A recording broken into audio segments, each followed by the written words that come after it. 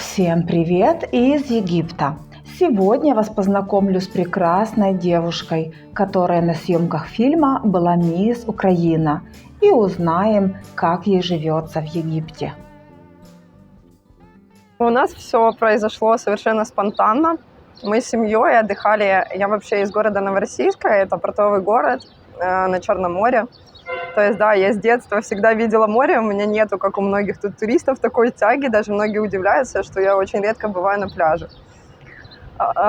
И я выросла в Новороссийске лет до 20, я была в Новороссийске, потом обстоятельства сложились так, что я захотела уехать на сезон в другой, не город, даже поселок поработать. И там мы познакомились с мужем, и все, и тут меня понесло. Муж у меня работает в дельфинарии, поэтому наша жизнь постоянно была в переездах. Вот где-то познакомились мы с мужем в 23, в 24, из 20, из 24. Я в Новороссийске практически не бывала в своем родном городе. Через полгода, как мы начали встречаться, его позвали в Эмираты, и он меня тоже позвал с собой. Вот. Там началась наша жизнь, работа в дельфинарии, моя работа в дельфинарии, знакомство с этими прекрасными существами. И потом в дальнейшем, уже проработав в Эмиратах, мы вернулись домой и прекрасно отдыхали на пляже в летний день. И ему звонит босс часов 8, наверное, вечера и говорит: «Стас, ты мне нужен в Египте, в Хургаде, и, в общем, ответ нужно дать до завтрашнего утра». И у меня муж, то есть в шоке, смотрит на меня, говорит: вот такое предложение, а мы уже на тот момент собирались наоборот, заземлиться дома. То есть у нас есть квартира, которую мы заработали в Эмиратах. Мы планировали продавать квартиру, брать дом, и то есть уже заниматься остановиться на одном месте. Вот. И в результате он меня спрашивает: ну что, мы поедем? А я человек очень легкий на подъем. Я говорю: да, конечно, в Египте-то мы еще не были. И все, он улетел буквально через 3 дня, потому что, это срочный вопрос был, он должен был срочно сюда прилететь. И я где-то через неделю-две, больше даже, через месяц я порешала дома все дела, собрала все вещи с квартиры, переехала к маме, собрала все вещи в дорогу и переехала сюда. И как тебе тут? Чувства двоякие. Сначала у меня был шок, потому что этот весь мусор, грязь и так далее, это непривычно. Тем более у нас Краснодарский край очень ухоженный, очень чистый. И мне немножечко, конечно, так было непривычно. Но потом со временем я привыкла, начала видеть даже какие-то позитивные моменты тут. И начала постепенно влюбляться в этот город. Но говоря даже своим родственникам, что, кажется, я начала влюбляться в Египет, они на меня немножко смотрят как на сумасшедшую. Да! Потому что, да, но еще многие сопоставляют Эмираты, мы жили в Дубае и работали, и Хургаду, Египет. Разница, она весомая, в принципе. Ага. Вот. Весомая. Ну, а потом?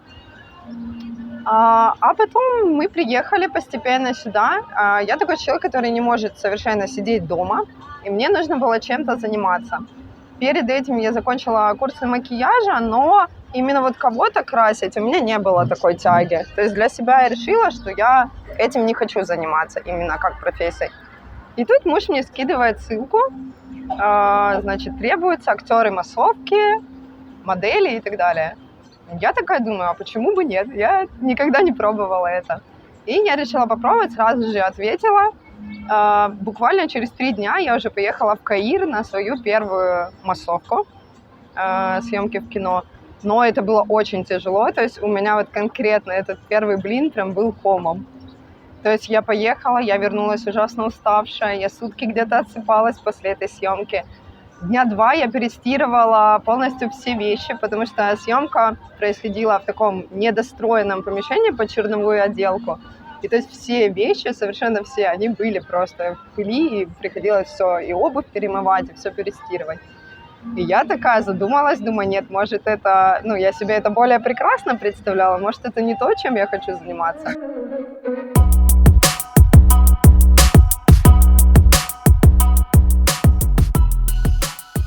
Потом, когда поступило второе предложение, конечно, присутствовали сомнения, но я думаю, я все равно тут сижу, особо ничем не занимаюсь, поэтому нужно как-то разнообразить жизнь в Египте и все-таки попробовать съездить второй раз. Второй раз съемка была просто шикарная. Съемка была для отеля, снимали рекламный ролик к Рождеству. Нет, здесь, в Хургаде. Да, и то есть на съемках была я, был мой якобы муж и якобы ребенок, девочка. С девочкой мы сразу, у меня своих детей нет, но с детьми я быстро нахожу коннект, потому что, может быть, благодаря работе в дельфинарии, ну и вообще во мне в собой, наверное, есть что-то детское, поэтому мне это откликается. И поэтому мы с Миланой быстро очень нашли общий язык. То есть я прям на этой съемке кайфанула, и я поняла, что Каир — это просто, ну, как бы такой неудачный опыт, а можно на съемках и кайфовать, получать удовольствие. Я совершенно за этот день не устала. То есть у меня было такое ощущение, что мы просто вот приехали в отель отдыхать, офигенно провели время, отдохнули. И то есть вообще все шикарно, и на выходе еще получила прекрасный ролик рождественский. Вот. И в дальнейшем я начала все чаще ездить на съемки. Познакомилась очень со многими девчонками, чего мне так не хватало. Потому что я всегда была в отношениях и всегда растворялась в отношениях. Женской дружбы мне не хватало, я как-то это оставляла на заднем плане. То есть я максимально растворялась в своем мужчине. Вообще не надо, потому что вот это тоже история из жизни о том, как я набрала 25 килограмм. И это тоже возникло из-за того, что было много проблем, много переживаний внутри. Я это все переваривала внутри, меня много что не устраивало, меня не устраивала моя жизнь. Но не устраивала моя жизнь почему? Потому что я сама сделала такой выбор и начала жить не своей жизнью, а жизнью моей второй половины. И то есть я пошла на ту же работу, на которой работал мой муж. Я полностью вот растворилась в этом, друзья остались на заднем плане. И из-за этого я начала очень сильно переживать, я чувствовала все равно, что это не мое. Работая в дельфинарии, это прекрасная работа, которая мне очень много дала.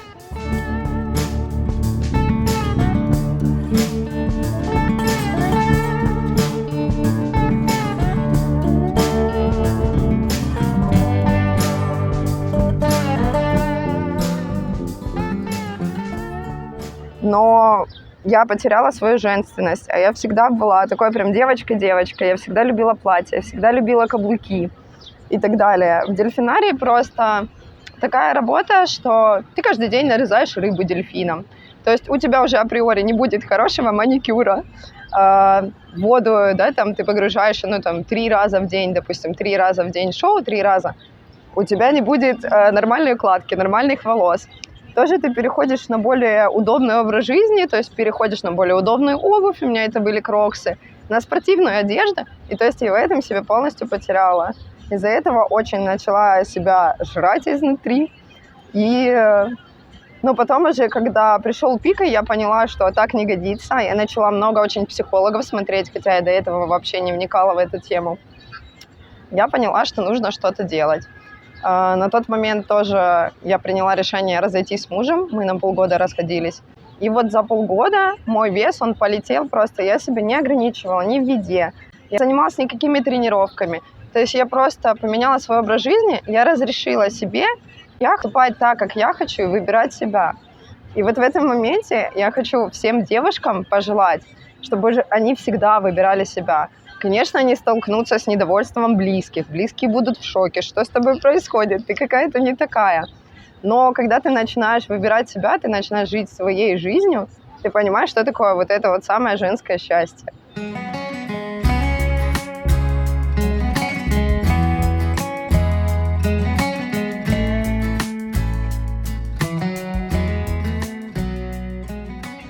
Тяжело. Ну, понятное дело, эти кучи мусора, грязь, потому что я такой эстет, я люблю замечать прекрасное, я люблю любоваться закатами, рассветами, природой, и вот это не нравится. Плюс не хватает природы все-таки, которая дома. То есть, это и в Эмиратах было тоже, не хватает леса, тишины вот этой, свежего воздуха, я не знаю, озер, гор, вот этого прям я очень люблю ходить в горы, гулять, и этого прям не хватает, вот этого дзена. Но тут есть свои моменты прикольные. И наоборот классно, что есть какой-то контраст. Когда есть контраст, ты как-то ощущаешь прекрасное. У тебя есть понимание разницы между плохим и хорошим. Да. Мне многие вот говорят насчет Эмиратов, почему вы переехали с Эмиратов, там же так хорошо, там так супер, лето, так классно, когда лето круглый год.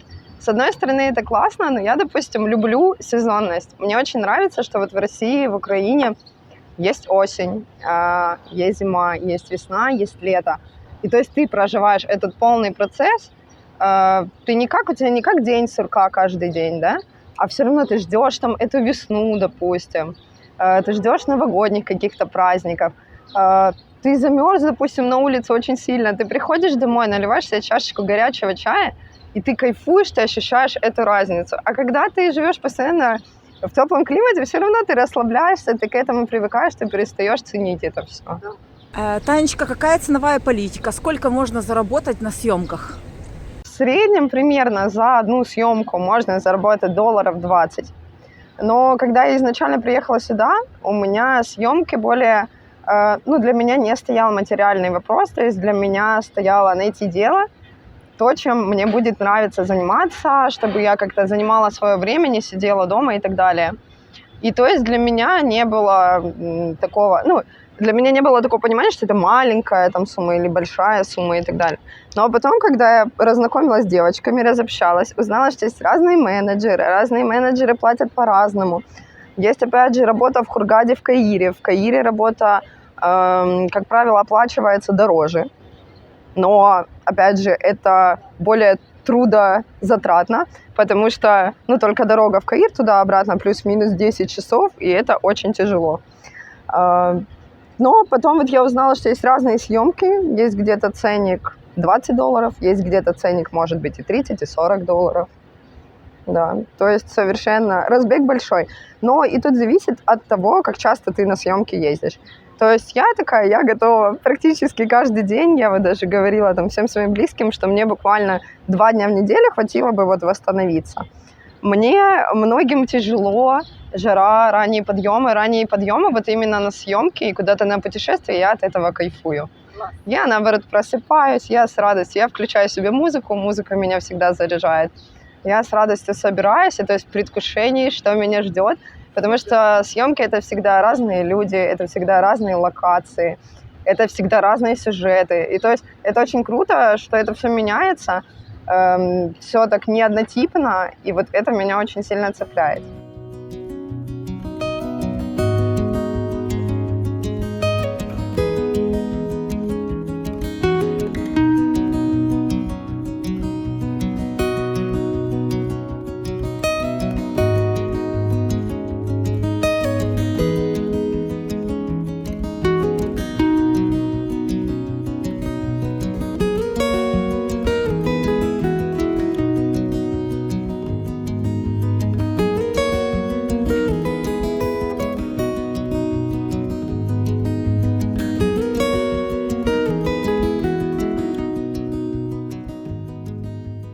Есть люди, которые ездят годами, но это, опять же, наверное, зависит от характера мужчины.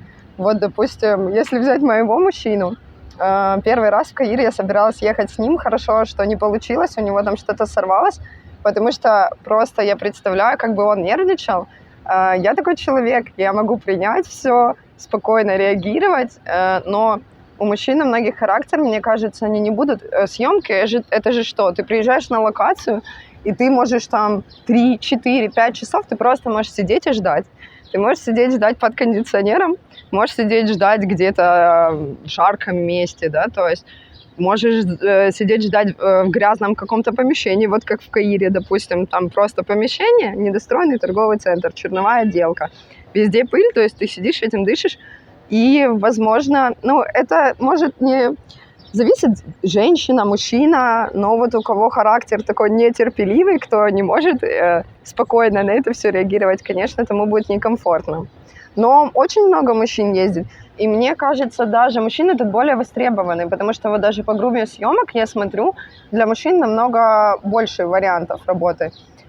И, опять же, мы вот с мужем работали в Крыму, я там тоже подписывалась на группу, тоже массовка в кино, но там вообще в основном одни мужчины требуются. Там они снимают в основном фильмы про войну, про что-то такое, и там вот только мужчины. Там вообще крайне редко, когда девушке требуется на съемке массовку. Ну, то есть тут очень круто в Египте, что есть возможность поездить, потому что, мне кажется, у нас с этим все тяжелее. Очень круто то, что на съемки ездят люди совершенно разных возрастов, и мужчины, и женщины. То есть даже можно увидеть уже таких, можно сказать, бабулечек, которым там за 60, но они тоже кайфуют от этого, то есть они в этом себя нашли. И многие вообще, вот в Хургаде я замечаю очень много людей, именно пожилых, которые живут совсем другой жизнью, не такой, как у нас. То есть они ходят на море, они ездят на съемки, они кайфуют. И вот на съемках можно встретить очень много и мужчин, и женщин такого достаточно преклонного возраста, но которые в этом себя чувствуют тоже достаточно органично. Ну, наверное, расскажу, где мы с тобой познакомились. Мы с тобой познакомились на съемке, очень красивой. Она, по-моему, была, я не помню, Сахал-Хашиш место, да, называется? Очень вообще красивое место. То есть, когда ты выезжаешь именно с Хургады, вот где мы живем на Шератоне, это вообще совершенно другая картинка, совершенно другие эмоции. И, в общем, мы приехали на эту съемку. Это был менеджер, с которым я еще не работала. То есть я до этого работала с русскоязычной женщиной-менеджером. И познакомилась с девчонками. Девчонки меня позвали на эту съемку. Тут менеджер был египтянин. И у меня были сомнения, то есть мне предлагали несколько раз с ним работать, да, но у меня что-то, я с мужчинами-египтянами как-то так опасалась работать. Но потом все-таки приняла решение поехать. Тем более, это была первая съемка, где нам дали, можно сказать, такие как мини-роли. Да, съемка была, нас было 7 или 8 девочек, и мы представляли участниц конкурса красоты. Вот. Все началось с того, что в обычный день мы приехали на примерку, мы примеряли все вот эти вот красивые платья, которые в видео вы обязательно увидите, и так далее. А потом мы приехали на первый день съемки. Съемки были 4 дня, и каждый съемочный день начинался примерно в 5 утра. То есть в 5 утра мы уже собирались на каусере и все, выезжали. Но я настолько горела этим процессом, мне настолько было в кайф. Тем более новое место, новые люди. Ну, опять же, все очень круто. И первый день, когда мы приехали, на нас посмотрели, нам подобрали купальники. А у меня есть один купальник голубого цвета. На каждой съемке почему-то выбирают именно этот купальник. При том, что, да, купальники – это моя больная тема, я их очень люблю, и у меня их там штук 6-7, я все беру на съемки, но выбирают именно этот голубой. Выбрали голубой купальник, да, и в дальнейшем выбирали накидки на купальники. А я дружу с девочкой, она с Кривого Рога, с Украины. Ну, у меня вообще очень много друзей и с России, и с Украины. И мне близка и одна страна, и вторая. И мы выбираем эти, значит, накидки. Там висит очень такая голубая. Мне Аня такая говорит, вот голубая, тебе так будет красиво глаза. И я только тяну за ней руки, ее просто забирают. И она такая, из того, что осталось, зеленая, голубому купальнику не очень. И там висит желтая накидка. И она такая говорит, вот желтое – это самое то. И я одеваю желтое, мы сначала даже не заметили, но я понимаю, что я в цветах желто-голубых. И я такая еще пошутила тогда на эту тему, я говорю, вот, ты меня агитируешь, говорю, флаг Украины. И у меня тогда уже почему-то было такое предчувствие, что мне не дадут Россию, не дадут Белоруссию, не дадут ни Испанию, ни Англию, ни Америку, а дадут почему-то именно Украину. Но плюс у меня еще с этой страной очень много связано. У меня корни такие очень разнообразные. Мама моей бабушки, получается, моя прабабушка, она таборная цыганка, которая встретила моего прадедушку, который был священником. Да, у него была семья, она нянчила его детей. Потом с женой, я не знаю вот точно, как это произошло, они разошлись или что, но моя бабушка, таборная цыганка, сошлась с дедушкой священником, и у них было 16 детей. Да, 8 еще, правда, поумирали в достаточно маленьком возрасте, потому что тогда военное время было. Вот 8 именно, дожило до такого преклонного возраста. Да, и то есть такая история. А по дедушкиной линии у меня как раз есть корни из-под Полтавы. То есть у него родители именно, они были из Полтавы. Поэтому у меня там все намешано так конкретно. Да, и мне очень близка, мне очень больно, во-первых, за то, что сейчас происходит. Потому что я люблю и одну, и вторую страну. Мне близка культура. И вообще вот даже мы в Эмиратах жили тут. Ты как-то проникаешься этой культурой, и все равно у тебя возникает какая-то симпатия к каким-то моментам страны. Ты как-то, ну, тебе уже любая страна, в которой ты живешь там больше года хотя бы, она уже становится по-своему родной. И уже возникает какая-то привязанность. Поэтому очень, конечно, больно, неприятно, что сейчас происходит. Надеемся, что скоро все закончится. И муж, ты говорила, с Украины. Да, и муж у меня с Украины. Но тоже познакомились мы в России, да, вообще тоже совершенно таким неожиданным образом. У меня до этого были такие непростые отношения, и мне после них просто хотелось куда-то уехать. Мне даже все равно было, куда уехать. Ну, это много. Но на тот момент, когда мне было, 22 года, мне казалось, конечно, это очень вообще, что все очень плохо. Но сейчас я понимаю, что это вообще были какие-то мелочи жизни, что на это даже не стоило обращать внимание. Но вот тогда я так это все воспринимала. И мне хотелось уехать из своего города, а я до этого вообще не уезжала. У меня мама одна меня воспитывала, она меня хранила как зеницу ока. То есть она даже меня переубедила, чтобы я не уходила после 9 класса из школы. Она меня вот протянула до 11. Она позаботилась, чтобы я в нашем городе поступила. Но у меня тоже такой характер очень своелюбивый. И то есть я не проучилась даже года. Я поступила в медицинский колледж после 11. Но я даже года не проучилась, потому что поняла, что это не мое. Мама у меня работала поваром на пароходе. То есть с 18 до 55 лет мы с мамой виделись, полгода она была в рейсе. Да, и то есть вот пока она была в рейсе, я забрала документы с медицинского, сдала ЕГЭ, мне нужно было еще один предмет, и поступила в институт. Я закончила институт, да, притом полтора года где-то оставалась института, и мы как раз улетели в Дубай. У меня мама в шоке была, потому что для мамы почему-то образование это такой прям показатель был. И то есть она, корочку я ей принесла, я закончила на сотрудника таможенной службы, ни дня не проработав в этой профессии, то есть, да, потом меня затянул в дельфинарий и все. Да, хотелось бы тоже поделиться такой историей жизни о наборе веса. Как я уже говорила, в моей жизни был такой период, когда я очень много проблем переживала внутри себя, жрала себя, съедала, можно сказать, себя морально. Вот. И, в общем, у меня внутри было ощущение, что что-то происходит не то, что-то не так, нужно что-то менять. И вот я приняла решение жить своей жизнью, выбирать свои желания. Опять же говорю, просто все мои близкие были в шоке, потому что для них это, был просто другой человек. То есть до этого, возможно, я шла где-то на поводу и у мамы, и у мужа, у каких-то там знакомых друзей. Тут я приняла решение, мне предлагают куда-то пойти, я себе задаю вопрос, я этого хочу, мне это нужно, и то есть я каждое действие в жизни начала прорабатывать через этот вопрос, а хочу ли этого я. В результате за полгода, то, что я сбросила вес, произошло очень много, я успела полететь в Турцию, поработать там гидом, вообще, правда, недолго, вернуться обратно. И вот у меня многие спрашивают, что ты делала для того, чтобы скинуть вес. Я обязательно поделюсь с Викой своими фотографиями. В весе плюс 25 вы увидите эту колоссальную разницу, потому что многие люди, когда я показываю эти фотографии, они даже не сразу понимают вообще, что это я. И потом, то есть, с удивлением такие, это ты себя показываешь? То есть, там совершенно другой человек.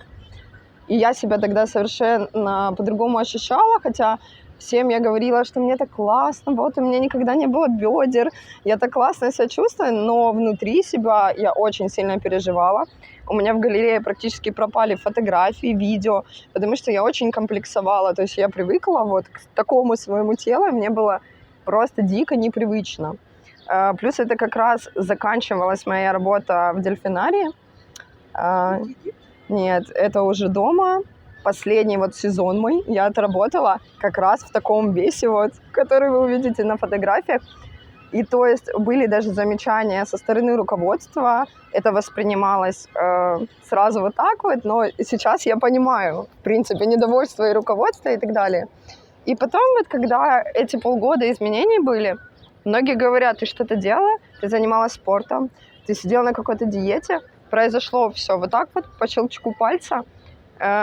То есть я просто поменяла свое сознание, немножко поработала со своей головой И у меня вес, я сама офигела, я не ожидала. Я когда смотрела на себя, видела, у меня живот уже, бока были. Я такая думаю, да нет, но это уже не уйдет.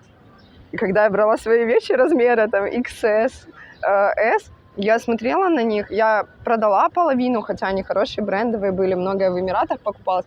Но я такая думаю, я уже не вернусь к этому весу. Наверное, вот я такая и буду. И просто когда у меня потихонечку вес начал... я потихонечку начала терять вес, и питание у меня само собой поменялось. То есть я не знаю, как это работает, но у меня многих продуктов мне перехотелось есть. Во-первых, сладкое. Я сейчас сладкое могу есть раз в 2 дня, раз в 3 дня. То есть весь 75 я сладко ела каждый день. И это было не одно пирожное, и даже иногда не 2, и не 3. Ну, то есть я ела в больших количествах.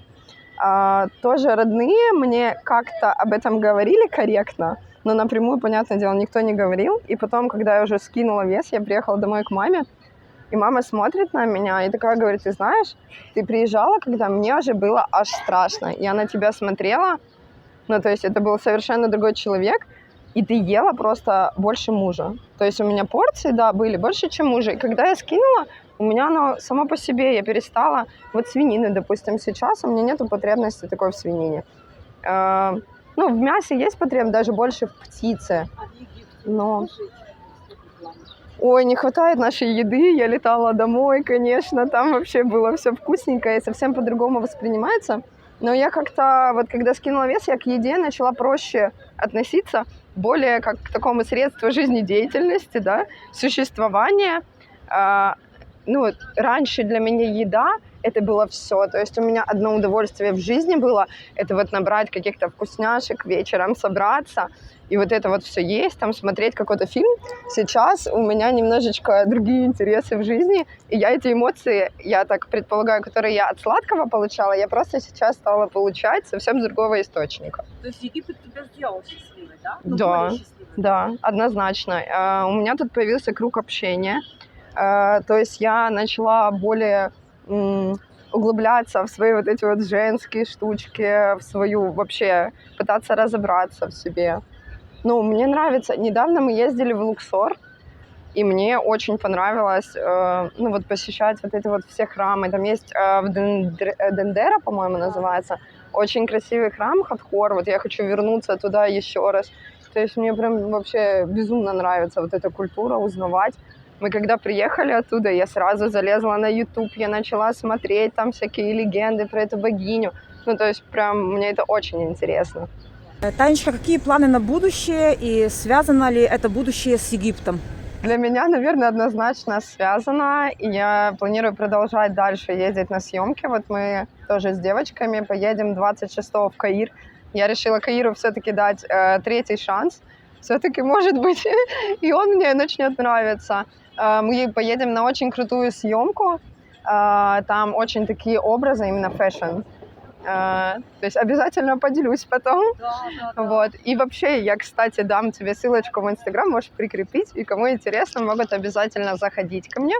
Также, так как моя жизнь была связана с дельфинарием, кому интересно познакомиться, поплавать с этими прекрасными существами, вы можете тоже писать, и я могу, в принципе, устроить вам такую встречу. Также планирую себя развивать. Я нашла тут девочку очень классную с Украины, вокалистку Лену. Уже была у нее на первом уроке. Мне вообще очень нравится музыка. Я этим дышу, живу, я просыпаюсь. Я, когда готовлю себе, включаю музыку, в душе включаю, пою постоянно. И то есть прямо это мне дарит такое желание жить, так скажем. Да, дорогие подписчики, на сегодня все. Но мы обязательно продолжим делиться моей бурной, насыщенной жизнью, если вам будет это интересно. Поэтому обязательно оставляйте отклик, подписывайтесь на Викторию. У нее очень много интересного всего в блоге. Вот. И я думаю, что мы обязательно поделимся дальнейшим моим развитием в Египте. И, может быть, даже поделимся вот этой вот поездкой в Каир. Я расскажу все-таки, как прошла съемка в Каире. И все-таки возникла ли у меня, так скажем, любовь к Каиру или хотя бы какая-то симпатия. И тут мы по дороге встретили очаровательную вот такую пару. Эсмеке? Амен and... Вау, Ахмед и Амен. Какая, боже, какая красивая. Ой, какая красивая. Видео together, видео. О, you will be in YouTube. Okay? О, вау. Гамиля. Гамиля and Васим. Васим and Гамиля. I know, швая, word, yeah. Если вы собираетесь в Египет на отдых или же планируете пожить здесь длительное время, то напомню вам, что вы можете у меня заказать консультацию на любую тему касаемо Египта. Я вам помогу сэкономить деньги, энергию и время. Звоните, и да будет вам счастье!